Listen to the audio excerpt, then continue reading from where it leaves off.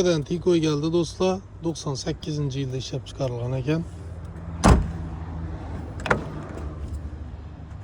Narxına gələn olmasaq 12 milyon som eldən aytama yaprak sivit. General nedevimiz belirledi. Yumuşak balonu 2 tane eken arkasında. Eldindeki azgına orta çabuk kalan. Şu bile arkasındaki taza. Salon halatları. 222 bin yürüyen maytafonları bu. Xullas kelam azgına bambanlı karaberi peydesengizde boladı. Kimdedir kızıktırsa Tiko'muz kuşun haftada duradı. Narxını gördüğünüzde 12 milyon som.